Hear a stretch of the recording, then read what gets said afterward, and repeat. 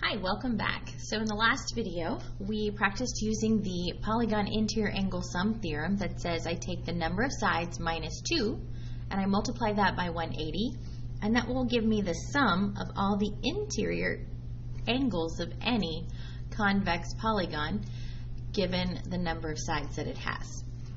If I look at this next problem, number 3, it says the sum of the measures of the interior angles of a convex polygon is 2,340. How many sides does the polygon have? So when I look at that formula, sum equals the number of sides minus 2 times 180. This time, instead of telling me how many sides I'm starting with, they've given me the sum. So I need to work backwards and figure out what this n was that would give me this sum. So I am going to replace the word sum with what the sum is, 2,340 degrees. That's going to equal the number of sides minus 2 times 180. Now to solve this for n, I have a couple of options. The first thing that I can do is I can distribute that 180 inside the parentheses n minus 2. That's absolutely something I can do. However, I like to see if I can just get rid of it first. Because this parentheses n minus 2 is being multiplied to the 180, I can get rid of that by simply dividing the 180 on both sides. So I'm going to divide both sides by 180. When I do that, on the left side, my 180s are going to cancel out, and all I'm going to have is just this n minus 2.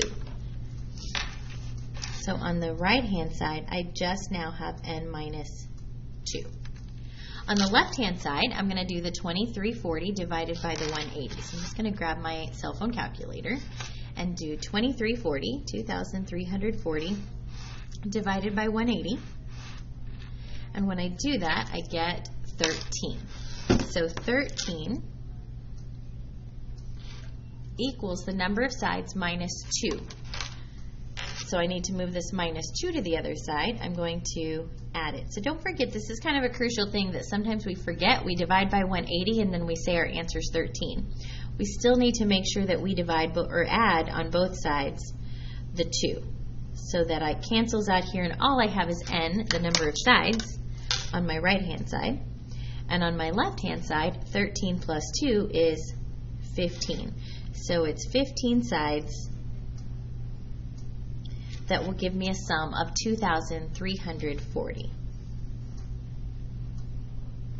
Okay, let's look at number 4. How many sides does a convex polygon have if the sum of the interior angles is 3,960? So again, we're doing the same thing. We have the sum and we want to find out what n was. My sum, I know, can be found doing n minus 2 times 180. So the first thing I'm going to do is replace the word sum with what the sum is. 3,960 equals n minus 2 times 180. And then I have two options. I can distribute that 180 in and do 180n minus 360. But for me, I find it easier to just get rid of that 180 right to start with and get to work with smaller numbers. So my 180 divides out on the left-hand side. Oops. On the right-hand side, I'm going to grab my calculator and I'm going to figure out what that divides out to. So 3,960 divided by 180 gives me 22. So 22 equals n minus 2. Then don't forget, I'm not done there, because I want to get n by itself. I need to add 2 to both sides. So I end up with 22 plus 2 is 24 equals, on this side, n plus 0 is just n.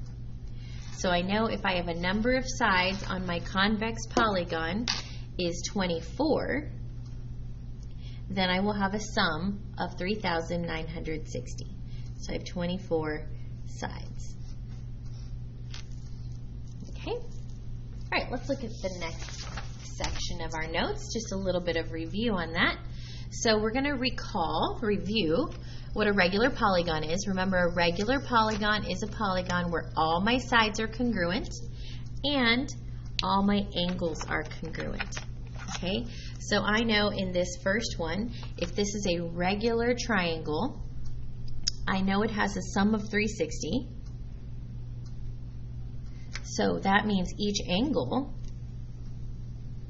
is going to be 360 divided into 3 equal angles, or sorry, not a sum of 360, a sum of 180, which means when I divide that 180 into 3 equal angles, each angle is going to be 60 degrees.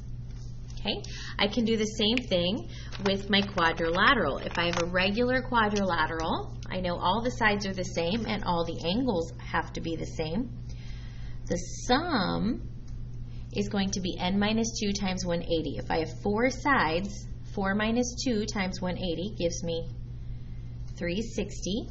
So when I divide the 360 into 4 equal angles, I know that each angle will equal 90 degrees. And that we should have already known.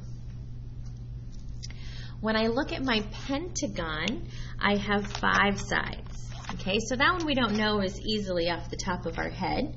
My sum with 5 sides is going to be 5 minus 2 times 180, which, let's see, 5 minus 2 is 3 times 180 is 540. So then if I want to know how big each one of these 5 angles are, I know the 5 angles have to add to 540, so I'm just going to divide that equally into 5 angles. Each of these angles will be 108 degrees. Okay, so each angle is 108 degrees. For my hexagon, I'm going to do that same process. I know the sum equals 6 minus 2 times 180 because I have 6 sides. So 6 minus 2 is 4 times 180 is 720. So then to find each of those 6 angles, there's 6 angles. Together they make 720. So I'm going to take that 720 and I'm going to divide it by 6. And that's going to give me an answer of 120 degrees for each one of these angles. Okay, let's look at number 5. What is find the perimeter of a regular hexagon if A, B, C, D, E, F, if BC equals 3x plus 6 and EF equals 4x minus 2. So if it's a regular hexagon, I know a couple of things. I know all my sides are exactly the same, and I know all my angles are 120 degrees all the way around. Okay, this is regular hexagon A, B, C, D, E, F. So if I just pick a corner to start with, A, when you name a figure, you have to go around the figure. You can't like zigzag and go A, B, C, D, E, F. You have to go around the perimeter of the figure as you label it. You can go either clockwise or counterclockwise. Neither one of those would be incorrect. It's more standard to go clockwise, but you could go either way. The only thing you can't do is zigzag as you label. You have to pick a direction and you have to stick with that direction. So if I call this A, this would be B, C, D, E, and F. And then it tells me BC equals 3x plus 6. Now BC means it's a segment, or it's a distance from B to C. So that's going to be this distance right here. It's not the angle. It's the actual segment, the distance. Okay? If it was an angle, it would just be the letter B, or it would just be the letter C, or it would be 3 letters. It would say angle ABC or angle BCD, right? If you have 2 letters, that means we're always talking about a side. An angle requires just 1 letter for a corner, or the 3 letters to show the sides of it as well. Okay? So BC is 3x plus 6, And EF is 4x minus 2. That's this one here. Ignore the bell. 4x minus 2. So now, I know my angles are 120, but I'm not working with angles, I'm working with these sides. Since it's a regular hexagon, I know these sides are equal to each other. So 4x minus 2 is going to be equal to 3x plus 6. I didn't really even need to know how big those angles were. That's just kind of extra information. All right, so when we go to solve this, the first thing I want to do is get all my x's on the same side, and I like to move the smaller of them to keep them positive. So I'm going to subtract 3x on both sides. When I do that, I'm going to get 4x minus 3x is 1x minus 2 equals 0 plus 6, which is just 6. Now I need to move this minus 2 to the other side of equals, so I'm going to add it. And when I do that, x plus 0 is just x. Squeeze this down here. Equals, and then 6 plus 2 is 8. So I can see that x equals 8. Did I answer my question? Find the perimeter of the regular hexagon. Well, no, I didn't find the perimeter. I just found out what x was. So I'm going to plug the x in here, and just to make sure, I'm going to also plug it in here. I know they should be equal. If I do 3 times 8 plus 6, 3 times 8 is 24. I'm just going to check my math. 24, and then 24 plus 6, that gives me 30. So this side here is 30, which means they should all be 30. But I'm going to just check my math by plugging it in the 4x minus 2 as well. So 4x, x we said was 8 minus 2. 4 times 8 is 32, but I'm just going to check. 4 times 8 is 32 minus 2 is also 30. So I can feel confident that I did my math correct because both sides came out to be 30. Did I answer my question? Find the perimeter. That means add all the sides together. I didn't do that. But if these two sides are 30 and it's a regular hexagon, that means all the sides are 30. Which means there are 6 sides that are 30, so my perimeter equals 6 times 30. 6 times 3 is 18, so it should be 180. 6 times 30 is 180. They didn't give me any units here, so I can just write units. I'm not sure what kind of units we have. Yards, inches, millimeters, I'm not sure. Okay, but 180 units. All right, let's finish up these last two here, just to get those taken care of. Okay, let's finish up these last two. What is the, before we move on to another thing, what is the measure of each interior angle in a regular pentagon and decagon? Oh, well, we already did pentagon, right?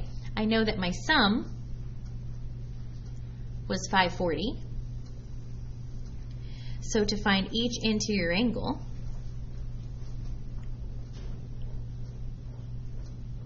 I'm just going to take that 540 and divide it into 5 equal angles. And that's going to give me, we already did it, 108 degrees. Okay? For a decagon, do we remember how many sides are in a decagon? In a decagon, we have 10 sides. Think decade, right? So my sum is going to be n minus 2 times 180. So that's going to be 10 minus 2 is 8 times 180 is 1,440. So if I want to know each interior angle,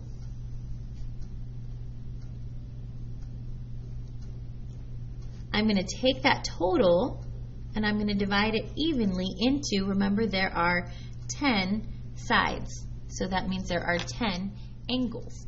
So when I divide my 1440 into 10 equal angles, I get 144 degrees for every single angle in a regular decagon. Okay, 108 in a regular pentagon, 144 in a regular decagon. So you find the sum and you divide it into how many angles there are, and that's how you find each interior angle in a regular polygon. Okay? In the next video, we're going to finish this up by looking at what happens when we look at the angles from extending the sides. We've looked at triangles before, but now we're going to look at all different polygons and see what happens when we extend the sides of all the angles. All right, I'll see you in the next video.